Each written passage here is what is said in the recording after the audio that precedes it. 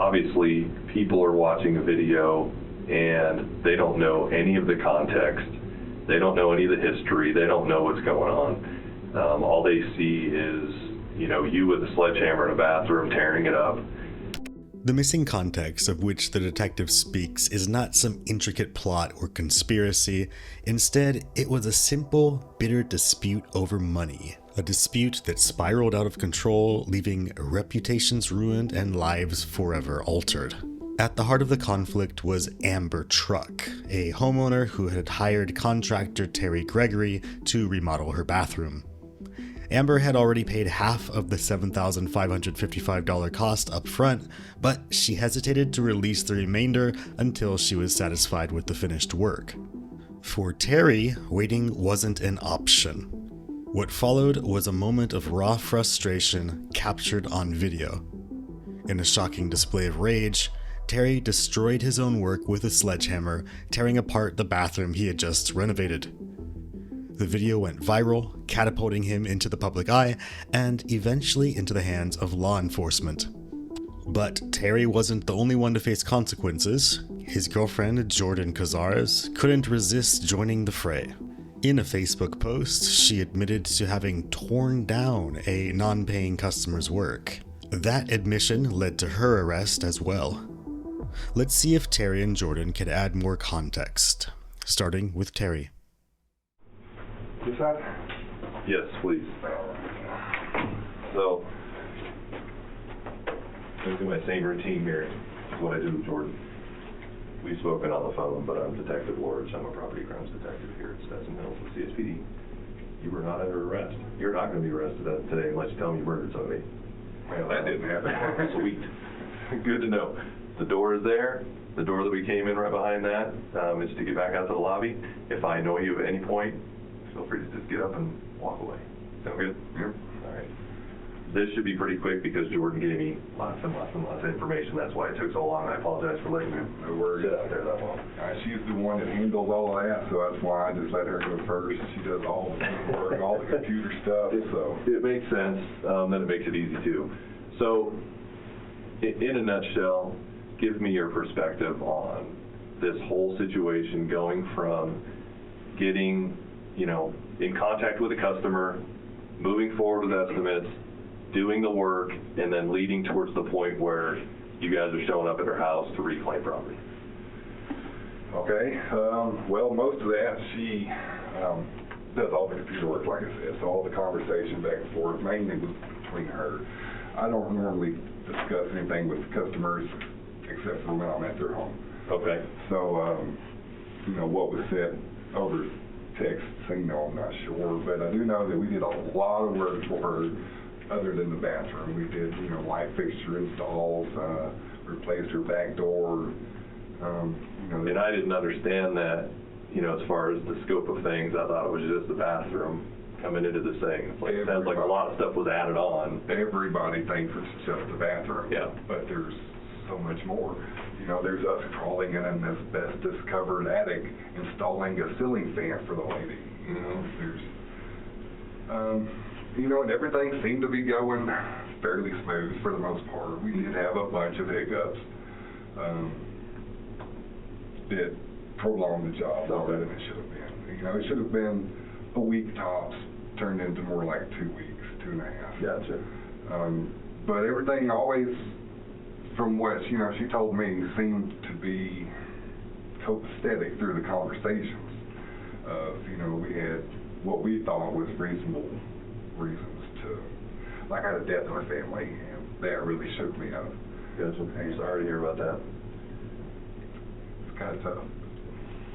It's life, right? Yeah, absolutely, man. But, we didn't try to stop her job. And as Jordan explained it, you guys, it seems like even though you're dealing with something like a significant tragedy, you're still trying to complete a job for her because you also know what it's like to have to go without, a bathroom, and so I appreciate that part of it. Absolutely. We tried to continue. Yeah. It just was slower than what it should have been. Yeah. And we ended up getting behind, and I ended up not even finishing this job. Jordan did while I went on to the the next job. Okay.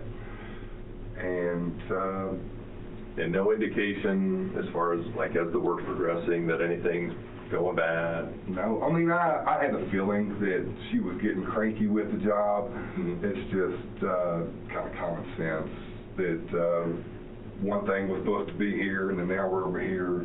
I just kind of felt that she was cranky, but nothing was ever said with displeasure. Nothing specific is like, can you change this, or can you do this? Or Not once ever. Okay. And you can ask any customer we've ever worked for. We always warranty everything. So if anything had ever was said, I'm not happy with this, we would have been more than happy to change it.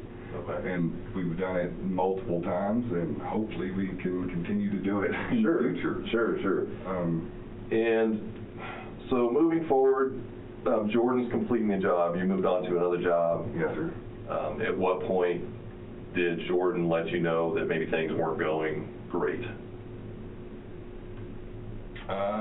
She never really told me that anything wasn't going good until we finished the job and she tried to collect payment, and then the woman just wouldn't pay us for any of the work. Not the shower, not the lights, not the doors, nothing. And all Jordan really commented to me was that the woman was making a joke of it and told Jordan that we knew where the courthouse was if we wanted to do something about it. Gotcha. So that's when I made what is most likely been the wrongest decision of our career, but either way I made it, and here we are. Well, that's up for debate. That's why we're here. I didn't understand also the emotional part of it. Obviously, people are watching a video and they don't know any of the context. They don't know any of the history. They don't know what's going on. All they see is, you with a sledgehammer in a bathroom tearing it up. And I think it's generally understood by people watching the video that it's because money was owed. I think we'll just leave it general like that.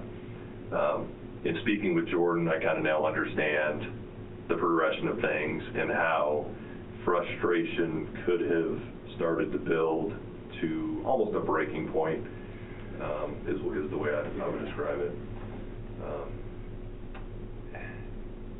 When leading up to you guys, and basically Jordan's telling you she's not paying, she brought up the court thing, at what point is it decided we're going to physically go over to this house and,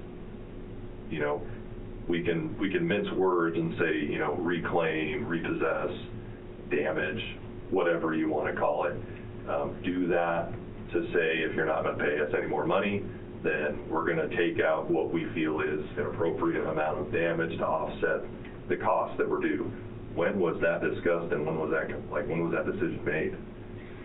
The day that the homeowner came out and finally said that she wasn't going to pay us. And honestly, it wasn't discussed as much as it should have been. Had it been discussed between her and I more, it might not have happened. It was almost spur of the moment. It was my idea because I had saw similar videos on Facebook of contractors doing the same thing, and so it was just kind of a spur of the moment idea, and there wasn't much thought given to it. It was okay. And we were just upset about the whole situation. We felt like we'd been robbed. If you didn't want to pay for this part of the project, fine, but what about these parts of the project that you're happy with but still not paying for? And it just the lack of communication between the customer and the business is kind of what I look at it like, and I think it could have gone better on both sides. I'm not saying that, that it's just one-sided here. I think that the customer also could have handled it a little bit differently to where we didn't get to where we're at. And not to put your words into your mouth, but would you define what you guys did when you went over there as an emotional decision? Yes. Okay. I agree. I think that's pretty obvious when you're watching the video. There's, you guys put your heart and soul, I'm sure, into this job, and especially knowing the circumstances now, what was going on in your personal lives while you're still showing up to work. So I respect that part of it and understand that part of it. And what I told Jordan is we're kind of breaking this case up into two different things, and that's why I'm just, gathering all the information so I can give it to the district attorney's office, and then they can review it and make decisions on their end.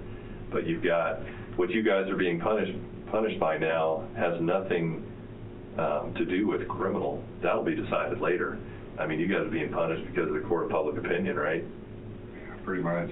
People see that video, and as I told Jordan, I mean, you're preaching to the choir on that one, because we have body-worn cameras now, and a lot of times as cops will see videos and we'll be like, man, the public's going to take that completely out of context because they don't have all the information. I can see that a little bit in this case, because nobody knows the history leading up to what happened. And nobody wants to. They see a victim and big guy with tattoos smashing things with a hammer. Oh, he's the bad guy. So. Yeah, people make assumptions, for sure. We have got that from Colorado to California to New York. I had a reporter from New York message me earlier. Wants to do a story. Got their hands on the video, and wow. It's all over. Yeah. And speaking of when you guys show up, you're there to take back some things, or, like I said, kind of have some sort of monetary estimation of if we damage this, it kind of balances out as far as what we're owed. Is that kind of the thought process? No, my thought process was, if you're not going to pay me what I'm owed, then I'm at least taking my work back, my craftsmanship. Okay. And I know that there were some flaws in it. I could see flaws with, the shower. I'm not blind, I can see things, but they were never brought up to be fixed or anything like that. So Gotcha. I think that's what makes it even harder, is how can you complain about things when you're not complaining and trying to get them fixed? Mm-hmm. You're only wanting to not pay. And that's kind of the same way Jordan described it. She said there weren't issues being brought up as you guys chugged along, and then at the end, a bunch of issues are brought up. And when those issues are brought up, knowing what you know about the customer, do you think you could have made her happy? No. And why is that? She just seemed like nothing was good enough for her. And just a few conversations I had with her, she just seemed really high maintenance. Okay. I mean, attempting to please my customer isn't hard for me to do. The companies I was taught from taught me to bend over backwards to make them happy. But I don't feel like I could have. Well, it's human nature too. I must imagine that there are certain customers you're willing to bend over backwards more for than others. And that's not a trap question. I'm just, fair to say, generally speaking, if somebody's more cordial and maybe more appreciative and understands better what's going on, maybe you're willing. And I'm not saying giving them extra favors. I'm just saying willing to work with them more. I can see that. That's kind of how Jordan described this customer. It's the same way you just did, is that she didn't feel like she'd be able to please her at that point, and that's why the decision was made to move forward with other options. Had you guys ever done anything like that before? No. Have you ever considered it? No. Never even had to. I've never had an issue with any of my customers either saying, hey, this is what I need fixed before I pay you, or, hey, great job, here's your money. Okay. I've never had that problem. Never once. So she stands out. Actually, I lie. I have had it when we very first started out 5 years ago. We worked for a guy that was about our age, just didn't want to pay because he thought it was too much money. We scraped all the texture off his walls, retextured, repainted his walls. I put a lien on his house. It didn't go anywhere. I did end up taking him to court, and we won through the court system, and he paid that way. But what are your thoughts on how the court system worked or didn't work for you? For that instance, they did work for us. Okay. And I've never had any other nothing like this before. Gotcha. Because was it considered before you guys went to the house with the sledgehammer and all that? Was it discussed to just handle it in court? Vaguely, I think we did, but I don't remember why we overlooked that. I'm just looking at it like, why was that circumvented? Probably the only thing I can think is just too much emotions going through, being backed up on work, having a death in the family.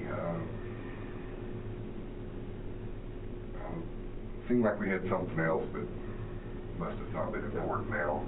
And it makes sense to me. I mean, you're talking to a cop, so all I deal with pretty much are, issues, criminal issues are brought up usually because either one of two things, emotions or narcotics.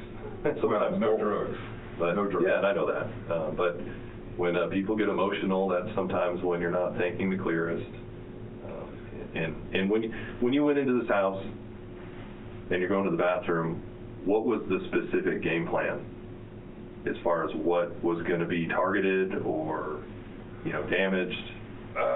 Well, my game plan was to stand there and have her realize that I was about to do what I did and just level the situation out, Did you guys think by showing up and being there with a sledgehammer, she would just decide to pay? Yeah. Fair enough. And that's why, I don't know if she showed you the video, I hesitated before I hit anything with the hammer. I didn't want to. It didn't happen right away. Yeah, you're right. I did not want to smash the bathroom, but I did, so. And you're interacting a little bit with, I think it's the neighbor. I think she's on the phone with the hammer at some point. Yes, sir. And she's telling you to stop. And when she's telling you to stop, you, like I said, you're kind of interacting with her. Obviously, you didn't stop. So what are your thoughts when, That woman holds no authority to me, or that house. Yeah, and she really doesn't. She's a neighbor. And I tried not to be disrespectful. I didn't holler. I didn't cuss at her. But on the same hand, you hold no authority to me. Well, at one point, you did get pretty heated because she's trying to tell you that she understands or something, and you yell, "No, you fucking don't." Well, I don't think she did understand, though. I don't know. She may or may not. Yeah. But I think her intent is just get you to stop. Right. And So, do you think you committed a crime?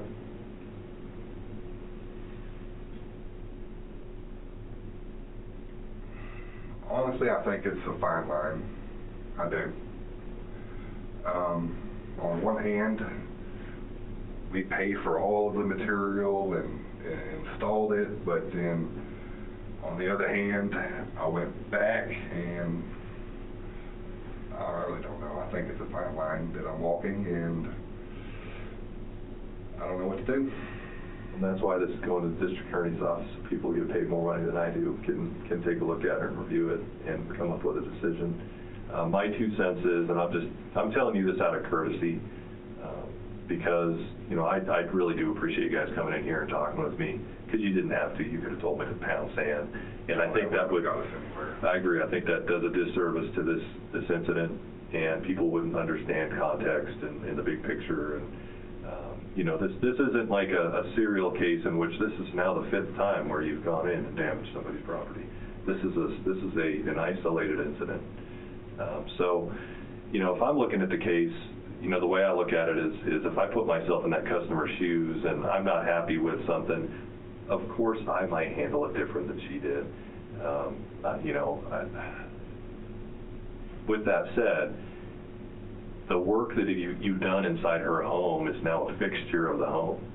So generally speaking, the way that you handle these situations is you take them to court, just like you did before, and you say, hey, they didn't pay us for this, you've got receipts. Jordan seems like she does a really good job of keeping track of what, receipts she has, how much you guys paid out, what you're owed, all that good stuff. You take them to court, you may or may not do a lien, like I discussed with her, almost like a mechanic's lien, but within the contractor's scope of what you can and can't do. You do it that way. That's where we were talking, emotions came into it, and that's obviously not the way it went. But just from my perspective, I believe that you guys are possibly looking at charges for damaging property because it was a fixture of the home at that point. The way that I kind of described it earlier with Jordan is it's kind of different. Let's say that you have something inside a home that you guys installed, like I think I said in my last example, like a chandelier or something like that, and they don't pay you for it, the customer doesn't pay you for it, you installed it. You go to court, court gives you a court order to say you can go repossess that chandelier within that house. Well, of course, law enforcement would get involved. We'd go over there with you. We'd knock on the door. We have a court order now to go take that chandelier back. The difference is that by taking that chandelier back, reasonably, saying it's not going to cause any damage, it's just removing something that they didn't pay for that wasn't there. This is a little different because even though you installed things within the bathroom, you're having to damage it based on the justification or thought process that you guys have as far as like, well, this is what we're going to do to make things even again. And then as far as how the emotions play in it and stuff like that, me looking at that video, it looks like you guys are punishing her for not paying you. And that, that can mean a lot of different things, right? Punishment. It seems like you guys are angry that she didn't pay you, and you've already admitted, like, yes, we're not happy that she's not paying us. And I think that's why that video has become so viral, is because people look at it and you have two sides. Somebody looks at it like, how dare they do this, And then you have the other side that I'm sure you've got some contractors that are like, finally, somebody went and did something. Not as many. Well, yeah, but I'm sure they're out there, right? Like, I wanted to do that at some point on a job I did. We've had about 3. Oh, okay. Opposed to the hundreds of others. So the common person giving you feedback is more the how dare you. Okay. More of the you should be shot, you should be in jail. I think the shot is extreme. But no, I think based on that line of thinking, I think that it was intentional damage to property on a fixture within the home, that it should have been handled civilly, and it wasn't. You kind of took things into your own hands and did what happened. Just so you're aware, the threshold between a misdemeanor and felony for damage to property is $1,000. So it's also reasonable to say that it's going to be pretty easy to reach the minimum threshold for damage value of $1,000. And that's why the district attorney's office needs to hash it out, because I don't know what that dollar amount is. If they take into account what you guys weren't paid for, things like that. So this all gets packaged up and gets sent over to them. So that's what's going to happen in a nutshell as this thing moves forward. Did you and Jordan have any discussions, let's say before this video went viral, which I know was really quick, so I don't know if you had enough time to discuss. But did you guys have a discussion leaving that house at all, like as far as your thoughts on what took place? No, we haven't talked about it.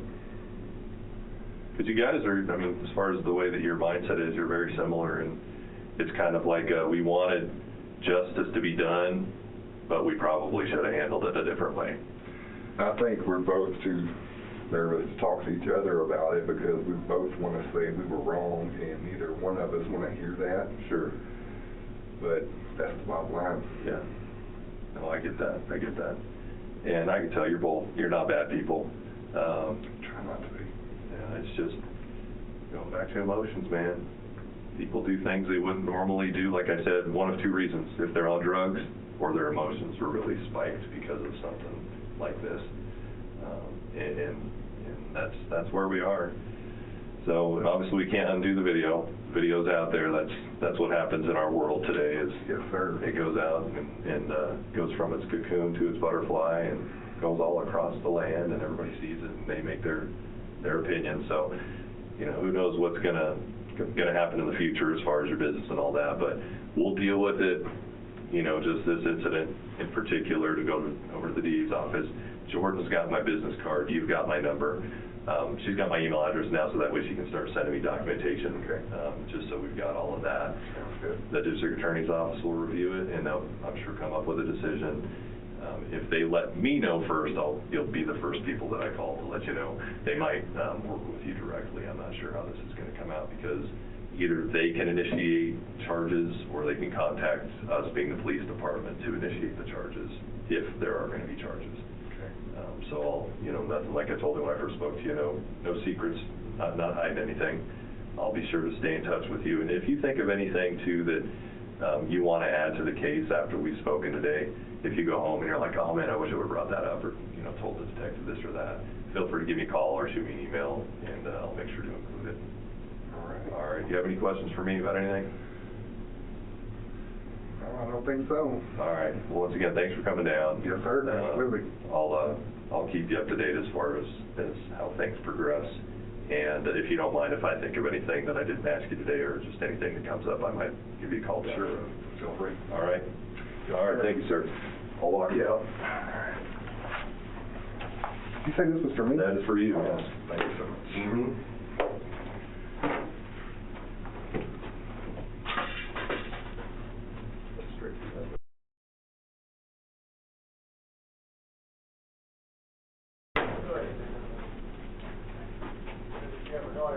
Just so we don't have all the noise of all my coworkers being loud this morning, they're all excited. Thanks, whatever. I'm going to close this door. You are not in custody. You're not under arrest. If I annoy you and you don't want to talk to me anymore, the door's right there. So run out the door. I told Terry that basically this is just an information gathering. Right. And yes, it's an interview. We'll call it an interview. But hopefully you understand the fact that I'm not Mirandizing you or anything like Right. that. I'm seriously just gathering information so that way I can hand it over to the district attorney's office and say, this is everything that we know and we have, and then if they make decisions to charge someone or anything like that, they will either do it or they will contact me to do it. Usually the way that this plays out is they will do it, and then they'll get a hold of you or whoever is going to be involved. So before we get started, just so you know who I am. That's me. I'm Detective Lorch. I'm a property crimes detective here in the Stetson Hills Division. I've been here doing that for a long time, about 10 years. And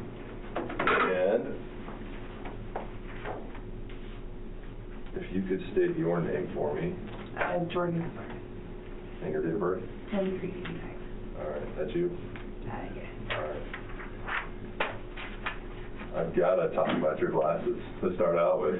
Pretty awesome. I love these things. They, Zenny, online. I paid like $80 for them. They're transition lenses. Are they actually prescription? They're prescription lenses. Oh, wow. Yes. That's cool. Absolutely. I buy all my glasses online through Zenny. So you can like pick your frame and add all sorts of cool stuff. Like you can get polarized lenses for fishing and stuff. Oh, wow. Yes. Very cool. Versus the old humdrum glasses that everybody has. These are pretty fancy. I just wear these for like working on the computer, hoping that it'll prolong the life of my eyesight. Yes. These have the blue light blocker as well, okay. because I do a lot of computer work too. Perfect. So it kills the glare and stuff. Kills the glare, totally cuts back on the headaches that I used to get when I worked in call centers. That's why I wear these, and I find myself getting closer and closer to the monitor if I'm not wearing them, because Yep. my eyes get worse and worse. Yep. Especially if I'm dehydrated. Yes. So usually, just to kind of give you an example of what I would do when I'm speaking to somebody who I would consider a suspect, this isn't, like I said, this is kind of different. This can go a few different ways.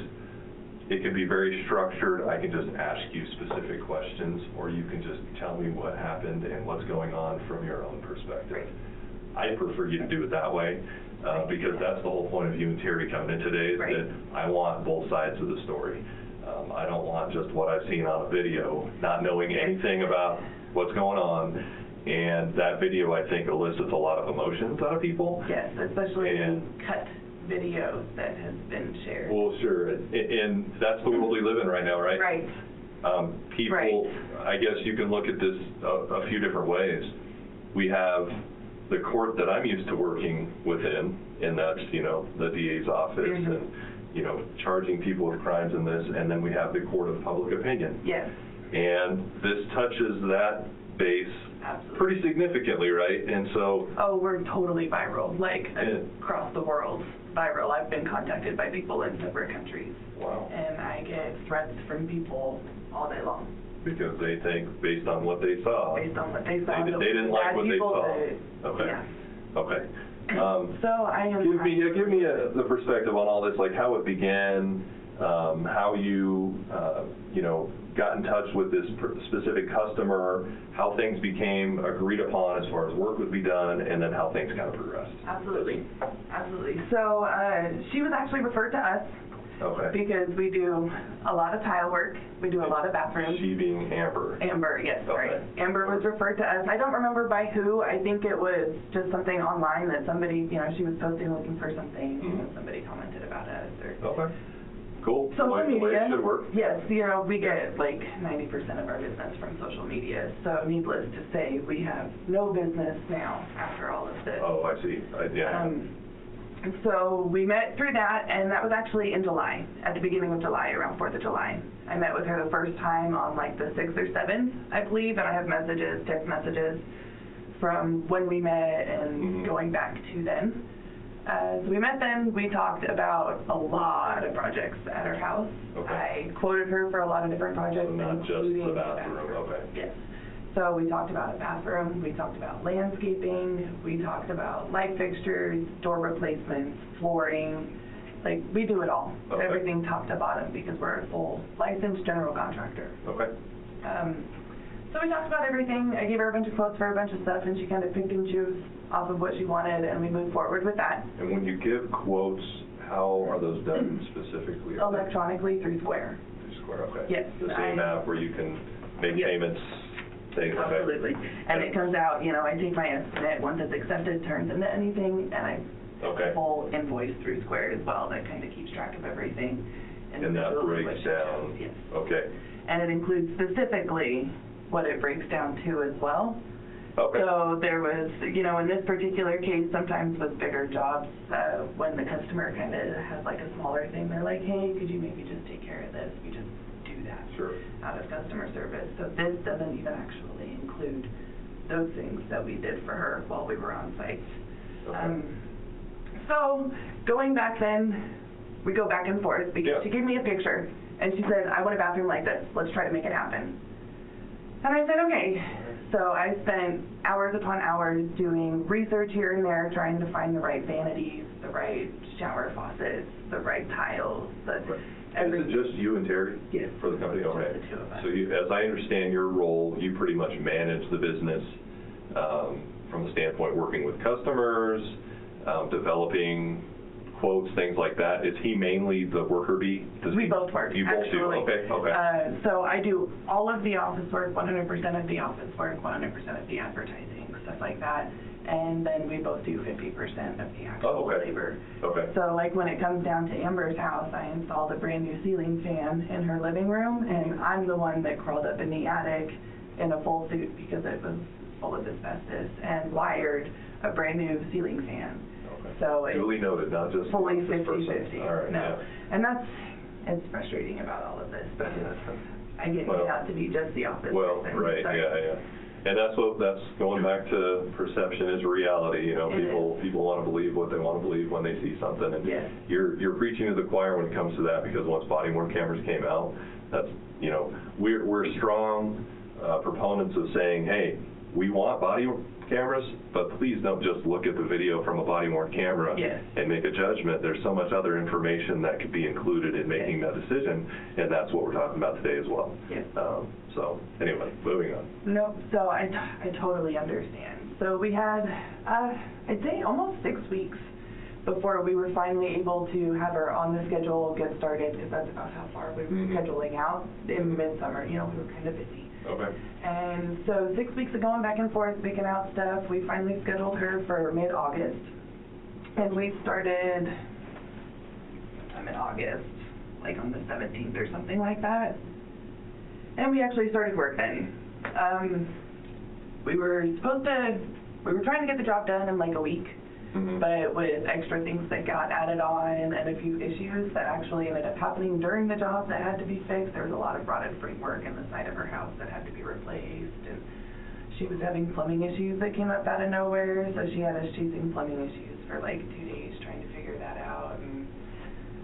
know, There was a lot of unforeseen Yes. things that pop up. unforeseen Okay. things. Then we had a death in the family, so we ended up, we worked, but we didn't work at a pace that we were used to working at because we were also grieving. Sure, sorry to hear that. So we had to slow down for a little while, and it took a little bit longer than normal. Everyone was getting a little bit frustrated with it. But not an extended amount of time, because it sounds No. like from the time that you started work to the time where this all started happening is, 2 weeks. okay, I was gonna say less than a month. Yeah, For 2 sure, weeks. okay. So it took just under 2 weeks. I think it was like all of 10 days or so, something like that. When I Yeah. had quoted it would take 5 to 6.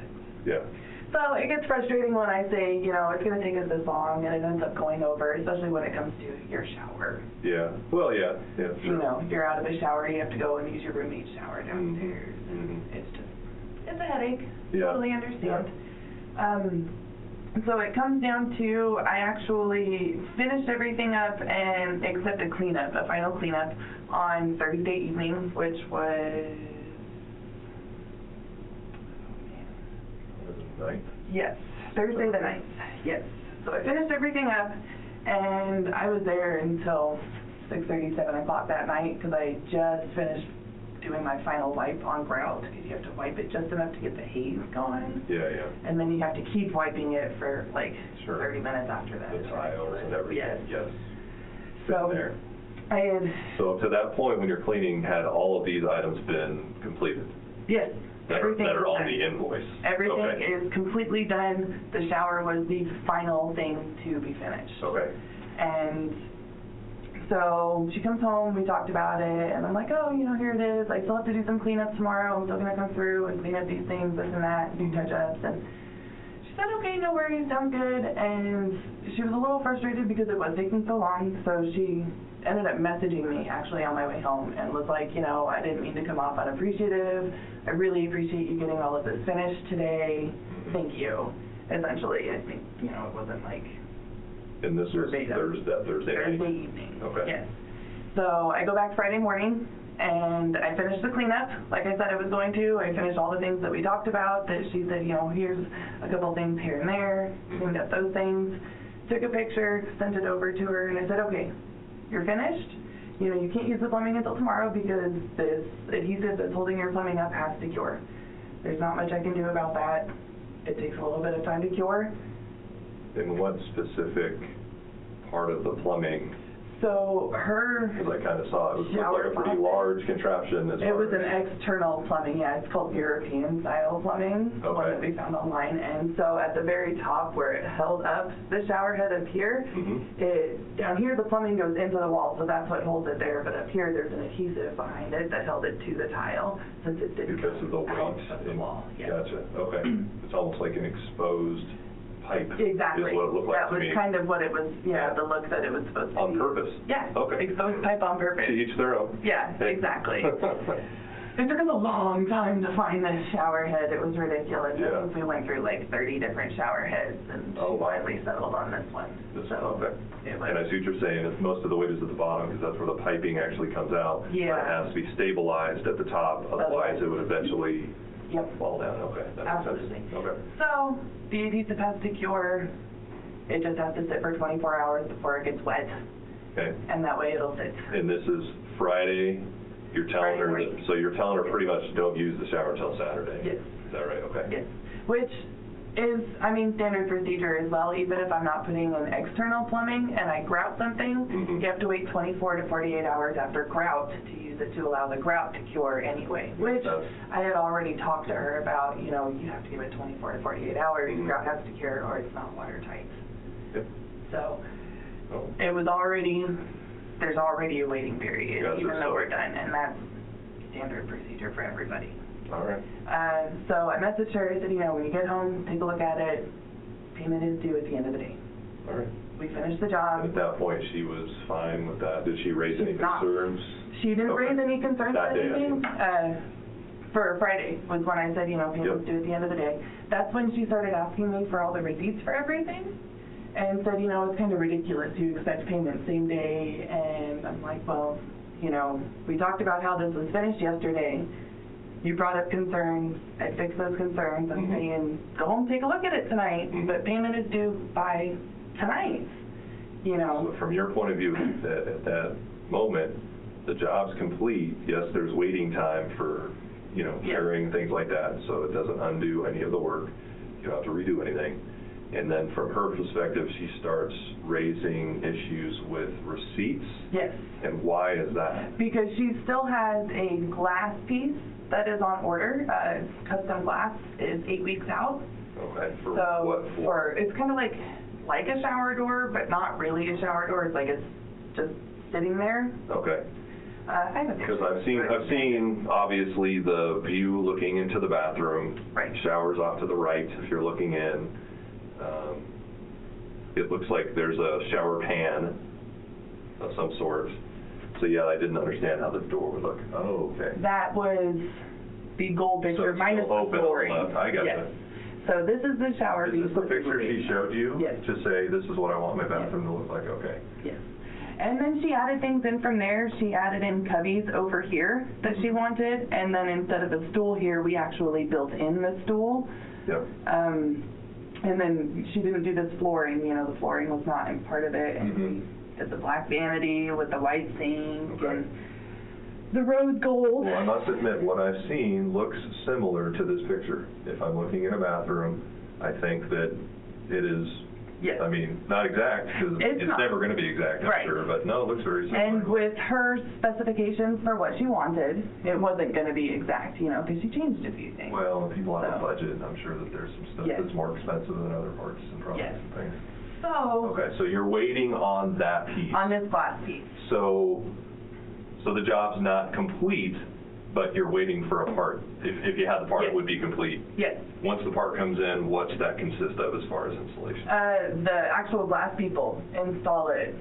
Gotcha. The glass, it's a glass company that I use locally. It's called Velasquez Glass. Okay, so they must attach it to the floor. And they attach it all, they guarantee Probably it seal it. all, yes, Okay. they do everything. And that was It's part of custom. something she had already paid for? Actually, no, that was something that I paid for, or was going to pay for. Okay. And I can't pay for it and put in the actual order until a title goes in, because it's a custom piece of glass. They have to have the exact everything. Yeah. They had pre-exact measurements, and I was giving them that Friday, actually, the exact Yes. measurements for everything. Okay. And Because that's a point of contention, is what it sounds like, as far as when the communication started breaking down, and she's kind of saying, okay, I understand it's complete, there's this glass, and that's, Right. thank you for explaining to me, because I had no idea, I'm like, that doesn't Right. look like a door. No. But Yeah. she's saying, okay, prove to me that it's ordered.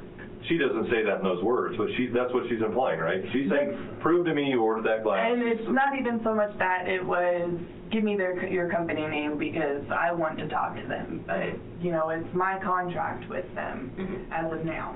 You know, there's nothing that's been officially handed over until she pays for glass, until those things get paid for. And she had Even- not paid the total amount due No. at that point. She hadn't. So this was still my contract with the company. I kept it that way. They were separate.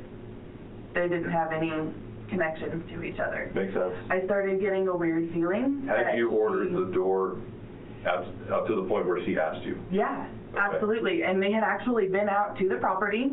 They had taken their measurements. I have invoice from the door. Mhm. And as soon as all this happened, I went ahead and just canceled it Okay. because she On just Friday or flipped it. Saturday? I think a day or two later. Because I saw that the messages get to the point where it's like, you know, if it's going to be an issue, I'll just cancel it, and I don't know the exact terminology used, but like I will refund you the amount for Yeah. the door, or at least remove that from the invoice. Let's put it that way. And Remove that amount from the that's invoice. kind of where I got to. So I messaged them on September 11th, so Saturday So Saturday. afternoon. Yeah, Saturday afternoon. You know, I So that was like, after after everything. everything. Okay. I messaged and canceled afterwards, yes. Okay. Because, I mean, up until us Sure. just taking it back, it was still trying to be on order. You know, it was still a custom glass piece, but still, Fair I was enough. trying to get it in. Fair I was trying to, I have messages with her where I'm saying, you know, I'll take off a portion, and you can hold this portion for the install in 8 weeks if that makes you feel more comfortable, but there are other things on this invoice that you do owe us for. You know, if you absolutely want to hold this glass part, go ahead and hold it. Glass guys get paid by me in the end, so the day glass gets installed, I need payment then. But the rest of it still needs to be paid. And what was that amount at that point? Roughly. So, I mean, I actually have all the paperwork, and I went through, and she still technically owes $19.49 for all of the work that was done. $19.49. And 81 cents. 81, and that is without glass door, right? Yeah. Okay. With the glass This door, is- how much was it going to be? With the glass. Is that where, like, the it additional was $2,000 kind of comes 40, into play? yeah. Okay.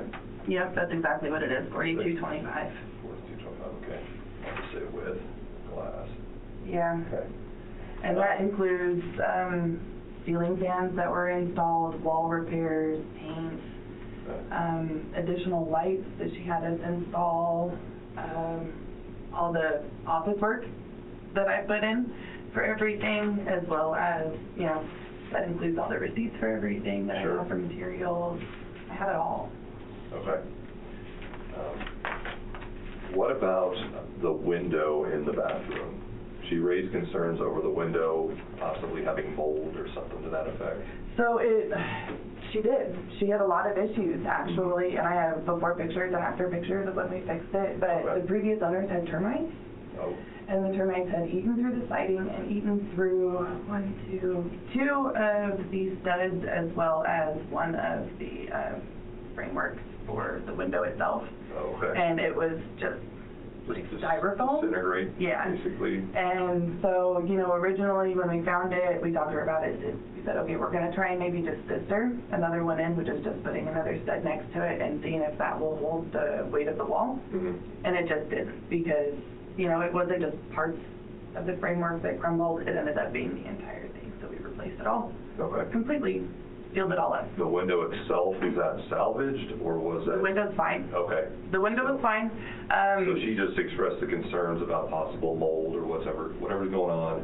You fixed the structural issues Yes. that were there, Yes. and then were able to we were- retain that window, Yep. and everything's good. Yes. Okay. And then everything was properly sealed. And I'm sure that was explained to her. Yes, Okay. yes. Is there any reason for her to have any further issue with, did she raise any further issue with you? No, no. She did, one thing that she had asked if we would be able to do would be to turn the window around the other way so that it opened backwards. Tokyo style, is that what, or I couldn't tell if that was a mistyped word in her text string. I guess Is there a name for that? No, it's not. It's just turning it I around. gotta show you.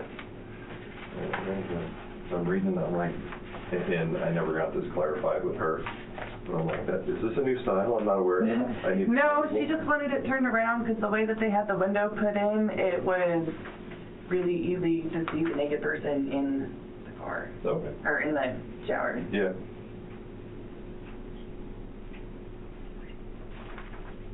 Bear with me.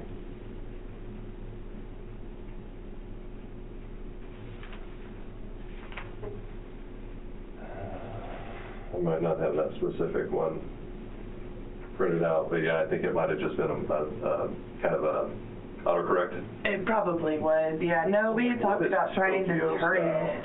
All right. Yeah. No, we had talked about trying to turn it, but it never was actually in any of my estimate, any of my invoice, anything like that. So it would have been additional work had we turned it over, and we Okay. did not.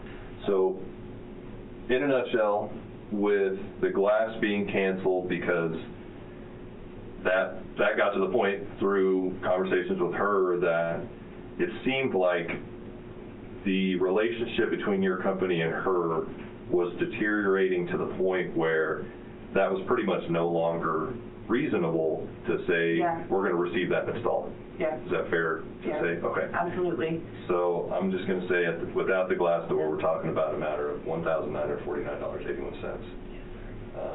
We'll go with that for now. I've got the other amounts. So let's get into the idea of, as things deteriorated, you are saying you're refusing payment. she is saying, I'm not happy with the work. She's not saying that, though. Okay. Well, I mean, in the text that she sent you, she says that, you know, she's gonna pay you when she's happy with the finished product. And I understand you're saying, well, it was a finished product. Right, and I have messages so from tell her me, saying she has a finished product, and then... but she does express some concerns over, like, there's paint that was, like, on the ceiling within the shower. Right, which was not talked about or agreed upon when we talked about painting the bathroom. She asked me to paint the walls of the bathroom, and I painted the walls of the bathroom for her. Okay, fair enough. But I mean, and this is, I mean, we're going to be splitting hairs here a little bit, but these are just questions that I'm like, No, I understand. I try to put myself into the shoes of a reasonable person and say, Right. these might be questions they ask or they want to know answers to. So this is after the incident on September 11th. So I mean, I can see that there's, I'm guessing you painted blue? So no, actually what this is drywall mud Okay. and waterproofer from the shower, because the tile goes all the way up to the ceiling, so the waterproof has to also go up through the ceiling here. Fair enough. Originally, when we started this job, Mhm. she was supposed to do all the paint completely. She had said, I'm going to do it, just leave it all as it is, and I will paint. Okay. Which is why paint on here is like all the way down here at the bottom, because it was added on at the last minute and not part of the actual thing. You know, Gotcha. when we talked about paint, I said, I'll paint the walls for you, that's not a problem. Was the ceiling ever specifically brought up No. during the job or at the, you know? She mentioned it at the very end, and I kind of said the same thing that I'm saying to you now, is Amber, we talked about painting the walls, we agreed on paint color for the walls, Mm-hmm. I painted the walls. Mm-hmm. This was still, the ceiling needed to be painted too, Okay. but we never discussed the ceiling. It seems to me if I'm interacting with somebody who's doing my bathroom, I might question it at some point, at least just for the fact of what is that? And come up to some sort of conclusion, whether it be me saying, okay, no worries, I'll paint the ceiling, or you know what, can I add on a little bit more and you paint the ceilings? Right, and she brought it up at the very, very end of the project. as After we the were point where talking. you're like, we're completed the No, job? actually, she brought that up Thursday evening, and I said, you know, this was not part of that, and she said, okay, well, now I'll just have to paint the bathroom this weekend. I'll have to paint the ceiling myself. Is there leftover paint? And I said, absolutely. You know, I'm gonna leave the paint in here for you. It's the same color as the wall paint. So she entered what I would call go mode, like, I'm just gonna do it. It seems like it wasn't made out to be that big a deal at that point, and she certainly didn't ask you to do it. No, Okay. and that was, I think that's when she messaged me later that night and was like, I didn't mean to sound, I'll grab it real quick.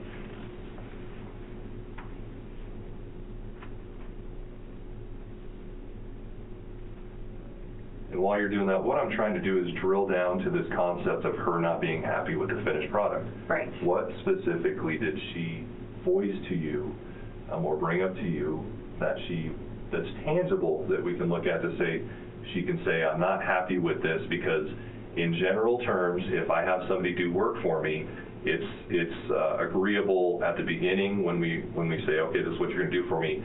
I will pay you once I am satisfied with the completed project. Absolutely. Do you agree with that general term? Absolutely. That is usually standard practice? Yes, and we do offer warranties Okay. on our work to that effect as well. You know, we make sure that our customers are happy with the product, which is why I'm saying, you know, go home, check it out, Amber. You know, you've already looked at everything last night. You've acknowledged to me saying specifically, I didn't mean to sound ungrateful. I really should have started with thanking you for finishing it today. I know you guys probably have a lot on your plate and are behind on everything, and I know you tiled your ass off these last few days, so thank you for that. Okay. Can I take a picture of that? Yeah. Yeah, I actually have them in screenshots too, Sure. if you would like an email. Yeah, I can that'd be great. email them. Before we're done, I'll give you my business card with my email address. Perfect. If you don't mind emailing them. Yeah, because I mean, like I said, we go back to July, so I've got a lot. Okay, that I wow. can send over. And most of it is cordial? Most Yeah, of it is just absolutely. All of information that. going back and forth, Yeah. regular communication, this is Information what I going back want, and this is what I forth. don't want, okay. Mhm. And then same with, we switched over to here. She doesn't get some of my MMS messages when I was at her house, so we've Okay. got some that go through here. This is also how she paid me originally, Okay. was through Facebook here. But I mean, everything is absolutely cordial, and then Can you confirm the amount you paid? $3,300 total. Okay. I think that's accurate. 30. And is that through Square? No, she didn't want to pay my fees that I charged through Square, so she Okay. actually paid me through Facebook Pay because it didn't charge me. Okay, and you're fine with that? Yeah. Okay. And I told her, for this one, that was fine because Okay. it was easier for her So- than having to go and get a check. I gotta just speak in general terms again, and I apologize for that, but I have to just look at it the way that if I put myself in the shoes of customer versus contractor, it seemed like when it gets to the end of the job, you're saying the job's completed, you need to pay us, and she's expressing concerns about things she's not happy about. It didn't take a turn of it didn't continue like, well, we'll work with you to make sure this is corrected or until she's happy with it. It seemed like there was a really abrupt end to where it switched to where you're just like, pay me. Like, And- we're done here. And then it really obviously escalated much quicker going into the 11th to where you guys show up and Terry's got a sledgehammer. It did. So that And to it was- me seemed sudden, just looking at the scope of things. Right. It seemed like in under normal circumstances, whatever that might mean, you might give it a little bit more time to try to work it out with the customer to make sure things, maybe they're pleased and you get paid and everything is copacetic. Right. What happened to where, because I have to imagine that's normal operating procedure for your company. And it absolutely is to probably is. bend over backward to make sure a customer's happy so you get paid. It really is, and we had done a lot of bending over backward for Amber. We did a lot before and during the job while we were there. As far as things added on. As far as add-ons, Okay. as far as making sure that things were extra taken care of, as she was a very high-maintenance customer to deal with. I went 6 weeks going back and forth looking for a black vanity with a white sink. Okay. So there's a lot that we did to bend over backwards for her, and Do you feel like in that, speaking of that, do you think that you gave her an estimate that was too low? Oh, absolutely. Okay. Absolutely, I ended up lowballing us on this. Okay. Absolutely. My And I material bring cost- that up because I can see how that can become a point of frustration as you complete it. Oh, And it's yeah. like, And I'm barely making any money off this thing anyway. the additional labor that goes into it, the extra time that it takes, it all makes it frustrating, not just for the homeowner. It makes it frustrating for us as well. Mhm. And so we come to the end of the job. She started saying that she wants to see receipts for everything, that she wants to talk to my glass company, and I got a really weird feeling that she was going to try and go around me for the glass company when I had already paid for them to come out and look at glass and get the glass You've ordered. invested a lot of and- time and effort and. Yes, all that. and Yeah. it felt like a really back way to try and not pay me more I see. and not pay me what was left on the ticket. She got down to the point, was just like, well, if you don't like it, you know where the courthouse is, LOL. And it was, this isn't a game, Amber, this is livelihood. Yeah. And it got very frustrating, and she got to the point where like I said to the news, communication really did break down. Mhm. She asked for receipts for everything, which are my receipts, are my company receipts. I don't need to provide receipts to a customer when I've included materials costs Yeah. in an estimate. Yeah.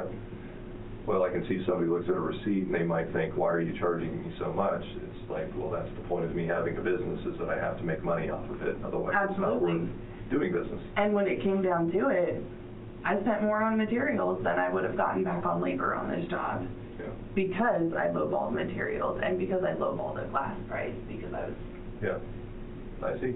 so, I mean, So- this isn't sudden. This is something that had been building. It really kind of had been, you know, it had been building all week long, the second week, because everybody was frustrated that it was going into a second week.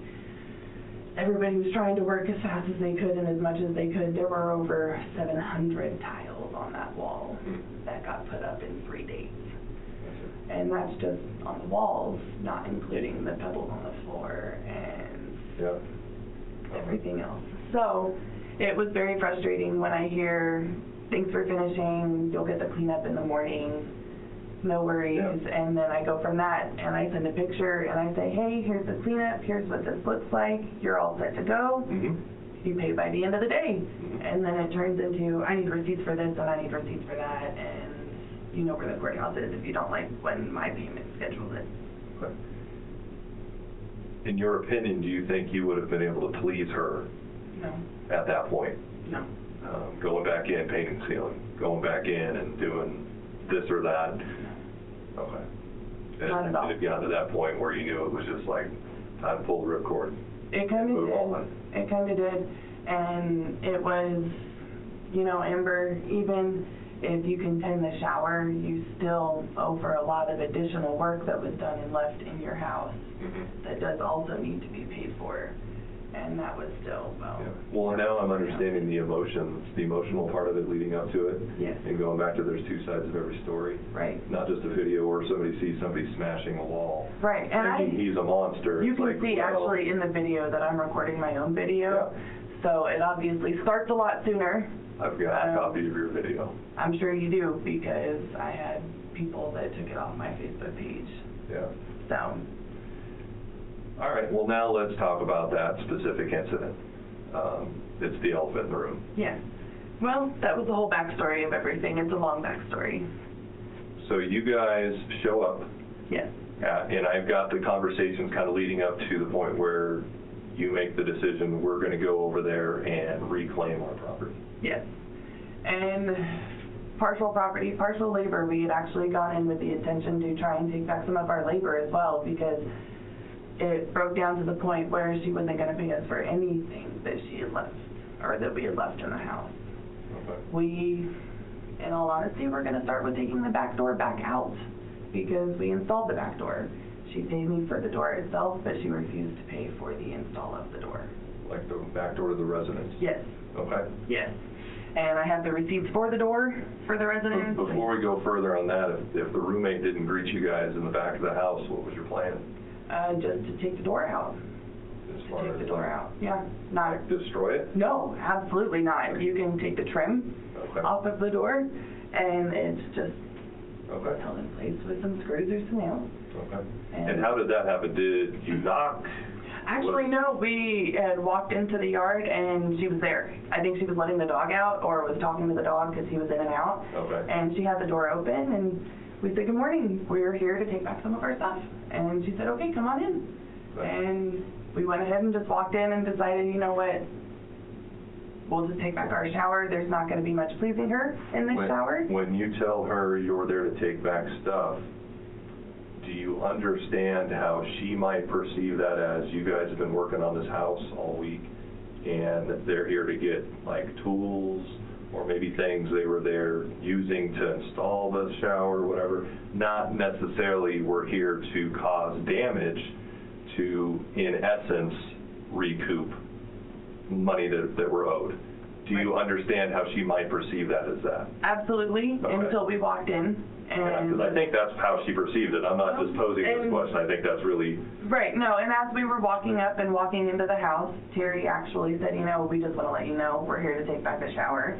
Your roommate has said that she's not going to go ahead and pay for it, so we're going to take back the shower. And she was just like, okay. And then she stayed out of it. She walked back, and we didn't even see her the rest of the time. Yeah, I don't think she was even near the bathroom. Right, which, I mean, it's not her battle. It wasn't anything to do with her. I totally get it. We weren't here for her. That's why we let her know, you know, we're here for the shower. Yeah, right. Yeah. We are here for the shower. We're not here for anything else. We're not here to intimidate anybody. Yes, it got a little heated.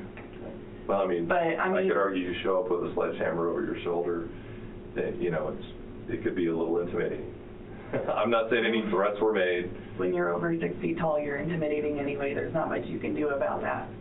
but enhanced with a sledgehammer. I didn't walk in with a sledgehammer and people say I'm intimidating. Well, So, fair enough. So you're in the house, you're heading towards the bathroom. I believe you might have a tool with you as well, a Sawzall. yeah, because we were originally going to have to cut nails to take the door out of the framework to take back the labor for the door. Okay. So that was actually originally there for that. And you didn't end up getting the door, right? No, we went in and we recleaned the shower. Okay. We tried not to cause damage to anything else as we went. We actually took like the shower head down and out of the way and tried to move some of that, and then we left. We were there for like 3 minutes. As soon as I got a message actually from Amber that said we needed to leave, we were walking out the door. Everything else stayed. We didn't touch anything else. So there's a neighbor, I guess that's who this other individual is that came in the I house. guess. She was a neighbor. And obviously you know she's not Amber, she's not the roommate. I have no idea You who this interact, woman was. or Terry also interacts a little bit with this individual. Tell me about that and your thoughts on that. It was really strange.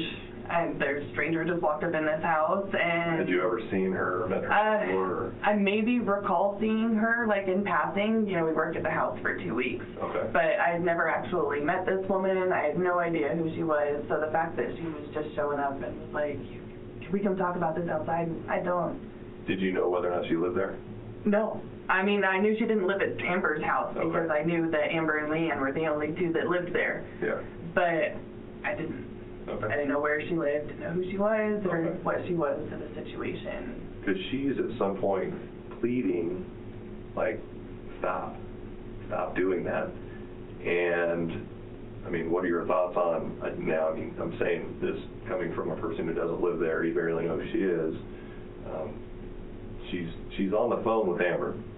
And that seems pretty obvious. 'Cause Right. They talked for a minute, and I guess Amber hung up on her because you could hear something, and then she gets off the phone. Okay.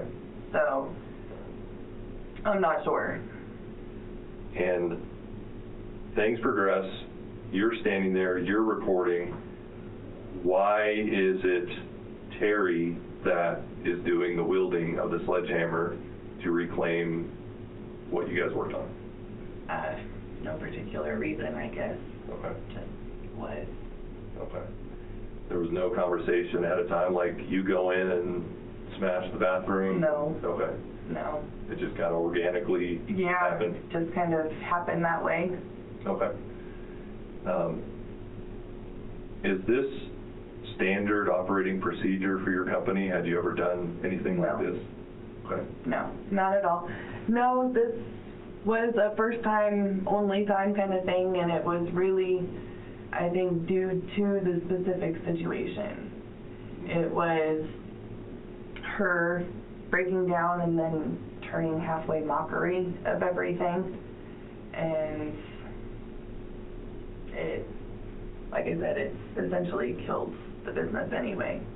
Well, I look at it as a customer who, for whatever reason, wasn't happy with the finished product. I understand what you're saying, that at that point, I've met people that you just know you're not going to be able to please them no matter what you did. But I also feel like you guys didn't make a whole lot of effort to please her once the conversation started deteriorating. I'm not saying that part of it's criminal or anything like that. I just look at it like, man, I think this could have been avoided had a little bit better and more communication taken place between the two of you. But I also respect your opinion in knowing the situation better than me, obviously, and saying, oh, there's no way we're going to make her happy, so let's just back away at this point. And that's, yeah, I what it think turned into. the wiser, and I don't know if you agree with me or not, I think the wiser decision would have been for you and Terry to back away completely and not show back up at her house with a sledgehammer. Well, that would have been wiser, but it was not what happened, and it's Sure. not the consequences we're dealing with now. Yeah.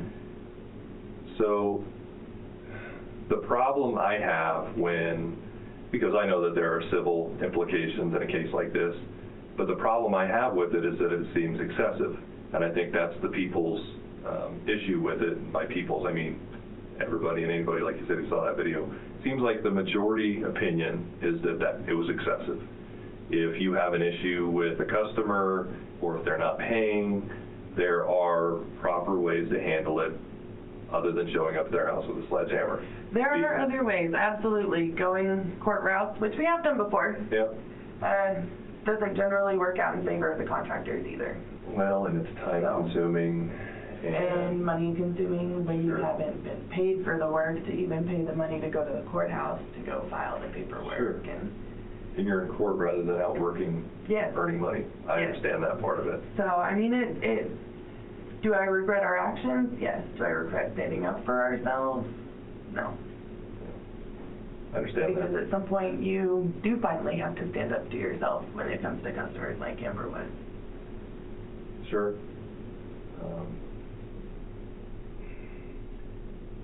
So the damage that Terry caused with the sledgehammer was, I say excessive, but it was excessive because once something's become a fixture in a home, tile, things that couldn't easily be repossessed, and even in that instance, it would take a court order, it would take a judge to tell me, like let's say it's a cop to show up, and I'm involved in this situation, and you guys show up with a court order because you said, hey, we installed this really expensive chandelier in the dining room, and we have a court order to reclaim it, repossess it. I would review the court order, and I'd say, game on, a judge has signed off on this. I'll knock on the door, but if nobody answers, we're going to figure out a way to get in there and repossess that chandelier. That's with a court order. It's a little bit less invasive. I mean, we're just going to remove a chandelier. We're not necessarily going to damage anything by doing it. We're just taking something away that they didn't pay for. Right. When you go in and you haven't been paid in full for a shower that's been installed, it's now a fixture of that home, and you got to take them to court to say, hey, this is the situation. And in all likelihood, the judge isn't going to say, go back in that house and get those tiles back. They're going to come up with a monetary value based on the whole, the entirety of the circumstances and say, this is a dollar amount Amber owes you for everything that she didn't pay you. And they would court order her to pay it to the point of likely they would even garnish wages if she refused to pay it. Not on contract. That is a lengthy situation. And yeah, if they don't garnish wages, then you're stuck in a court battle for... That's what the court tells us to do, is we have to file a contractor lien and then hope one day that it gets paid. Sure, it's like a mechanics lien. Same type of idea. So that's what I think, when you're looking at it from a legal standpoint, that's what they would have preferred you guys do. I understand, knowing the emotional part of it, that you're sending a message. And that's, we put our heart and soul into this, the work we did here, and you just cut us off and you're not going to pay us. We're going to take it back. That's where this comes to a decision that will be made by the district attorney's office and not me. This is something that they need all the information so they can review it. They can review case law. They can decide what's going to happen. If we were speaking in opinions right now, I would be of the opinion that you guys committed felony criminal mischief because you damaged something within this individual's home that was worth more than $1,000. That's what it takes to get to a felony level. The exact dollar amount, I have no clue, because I don't know if they would estimate that based on what the shower was before you touched it, as far as like before you installed anything, or what it was supposed to be in her view, in Amber's view. I don't know. That's something for the courts to figure out. I've got the dollar, the dollar amount, so we'll send that over to them and figure that out. When Terry was in there and swinging his sledgehammer, so he's obviously breaking stuff with the intent, correct me if I'm wrong, of just basically damaging items that were installed, nothing more, Yes, nothing less. absolutely. Well, this is like the adjoining room at the house. And while he's in there, doing what he's doing, he's very emotional. This isn't a business transaction. This isn't just, if you guys didn't pay, we're going to take it back. He's interacting with the neighbor who doesn't live there, and to the point she's trying to express to him that she understands and he says at the top of his lungs, "No, you fucking don't," while he's wielding a sledgehammer. That to me is, I mean, you guys are punishing her for not paying you. So it's above and beyond the point where it's like, they're not paying me. Now it's like, you're trying to punish her for not paying you And that outside of the legal scope of what can be done. That wasn't the intention at all. It really, truly was just to take back the work of the shower. Okay, fair enough. Knowing now what you know, that there was some excessive damage outside of what your intent was, would you guys be willing to pay to repair that? For the drywall repair? Yeah, or whatever else they deem, because I think now they have to go in and see if there's anything else that was damaged, like the drywall going into the adjoining rooms. From Amber's point of view, it looks like this is the only damage that you can see visibly outside of the bathroom, but this is now going to have to be gutted. All this drywall work here Yes. is ours as well. Okay, so anything that was punched through the tile, That was ours, yes. and this is assuming nothing went actually outside of the siding, which it doesn't look like it did. Yeah, okay. So you guys did the drywall behind this? Yes. Okay. All right. And I know you said you've already mentioned that you regretted it, you may have done it a different way.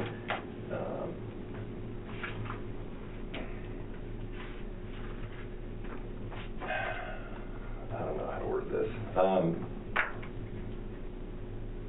Going back to Terry being the person who's wielding the sledgehammer, in the way that his body language is and everything coming up, I just feel like, if somebody didn't greet you at that back door, I mean, you guys were going to enter, and did you know Amber wasn't home? No, actually. Okay. No. Were you going to knock on the door if nobody came to the back door, or were you just going to be in the mode of take door? No, we were going to take our door back. Okay. I mean, not the door itself, but we were going to take the labor of installing the door back. And then moving forward after you took the door, what was the plan? To take back the shower. Okay. And as soon as you walk into that house, you've been given permission to be in there to work on the shower, correct? Yes. You got the code and everything like that? Yes. This would be outside of the scope of you doing work for her between a customer and contract situation. Once you guys would have taken that door and crossed that threshold and entered the residence, you're now unlawfully there. You have not been given permission to go in that house. I will say this: your interaction with the roommate, and she basically, you say, "We're here to get our stuff back," or whatever terminology you used. She says, you say, "Can we go in?" And she says, "Sure." I mean, that even looks a little bit questionable, because you guys are given the impression, and I understand what she's thinking, and I would probably think the same thing, knowing that you guys have been there working, that you're just there to get your tools back and finish up the job maybe, or whatever, not that you're going in there to smash up a shower. So you're entering this residence with, I'll loosely say, with the intent to commit a crime inside. Whether you're knowing that or not, you're going in to destroy this bathroom and something that's now a fixture within the home over a monetary, argument. So I agree with you. I know that your intent is to go in and basically recoup your losses. And that's absolutely all it was. We can speak mindset when you're walking in, and that's not you flipping the camera off, that's him. So it kind of just speaks of where his mind was at going into this situation, and obviously he's just as frustrated as you are, if not more, I don't know. It's just not a good look, and legally speaking, it's not the right way to handle business, and unfortunately it sounds like your business is suffering because of it. It is. It is. We are absolutely facing additional consequences for this, unfortunately. But we're facing them. Yeah. Well, we can't undo them. I appreciate you being cooperative with me. I think that that's the best we can do at this point, and your cooperation with the district attorney's office would also be appreciated, because they're probably going to have some questions for you that we didn't talk about today.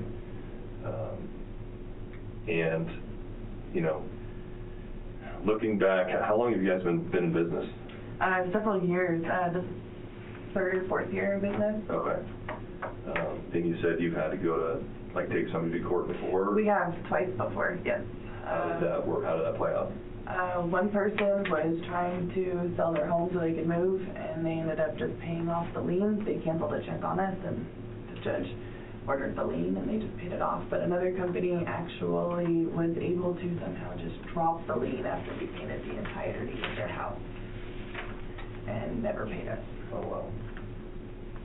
So knowing that, having that in your back pocket, when something like this happens again, like it sounds like you're not that interested in going the legal route because it's time consuming, it takes a lot of effort. It puts additional pressures onto the contractor to collect. And it's not like I can just go to the judge and the judge says, okay, they owe you money, pay them now. Mm-hmm. I have to pay for collection agencies, and I have to pay for people to show up and try to collect, and I have to pay for garnishments and things like that when it comes down to it. So, I mean, I wish I would have just gone the legal route on this one. Yes. Yeah. Do I want to think about having to do that in the future? I don't even want to have to think about that. Yeah. You know, there have been 3 people in 4 years of business that didn't want to pay, and it was 50-50 before her. That the legal route worked for. Gotcha. Well, but now we're looking at going back to the court of public opinion. Right. Sure, you might lose a little bit on this one, but you don't lose future earnings or wages because of somebody looking at a video and saying, like, I'll never use them because this is how they conduct business. You know, I can see that as well. I think, and that goes back to you saying that you wish it would have played out a different way. So I agree. Right. Well, we knew it could have been a possibility, but didn't quite expect it to get so big. Yeah, yeah. And that's just the world we live in now. Everything that is a hot topic, and this one is, Right. I'm sure that there are still civil versus criminal battles being argued out via comment sections in the bottom of videos all across the country. I don't even try anymore. I get both in emails and personal Facebook messages. I get plenty of threats, and I get plenty of contractors that reach out and say, you know, Yeah. you've done this too, or Well, I'm sure there were a lot that say, we wish we would have been able to do that. or you've inspired us to do this with some of our customers that haven't paid us. Yeah, yeah. It Yeah, has been a big 50-50. yeah. So. All right. Do you have any questions for me about how this is gonna go moving forward? I did mention this to Terry when I spoke to him on the phone, that this is likely going to be reviewed by a unit within the district attorney's office called the Economic Crimes Unit, for obvious reasons. A lot of numbers involved in this situation. But they're also working through 2 homicide cases right now. So although I would like this to get pushed through and thrown in a pretty high priority so that way everybody gets some sort of resolution sooner than later, it's not likely to happen just because we have some bigger cases ahead of us. Right. With that said, I'll run and get my business card so you've got it. I think based on all the information you've given me, I'll just briefly speak with Terry, just asking a few questions. But you gave me the nuts and bolts of everything that's going on, so I'll give you my business card. Keep in touch with me if you have any questions about what's going on. I can reach out to the district attorney's office and see what's going on. And then also, as far as my email goes, please send me any and everything that you have that we can add to the case, so that way it's easier to understand when the DA's office reviews it, just from a number standpoint. All right?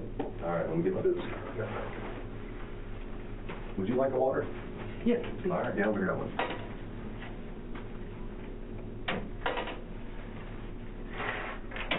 All right.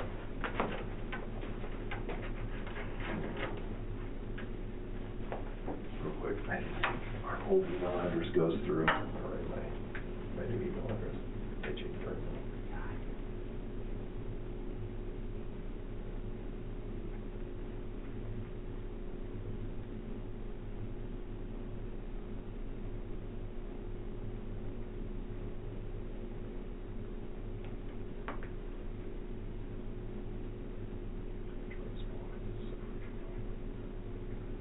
Yeah, they can't ever make it easy. I know. like, it makes sense. It's just because our city's name is so long. Which I lived here forever, so it's Colorado Springs. I'm a native, I Albert. dig it. Nice and simple. Hmm. All right. Did you think of anything while I was gone? No. All right. Maybe once again, I appreciate you coming in. You could have told me to pound sand, and I really think by doing that, it would have done you a disservice of not understanding everything that led up to that incident. I think that you know, for people to best understand what happened, you have to have that part of it. Otherwise, it doesn't really do it justice. So, once again, thank you. I'll leave this in here for a moment.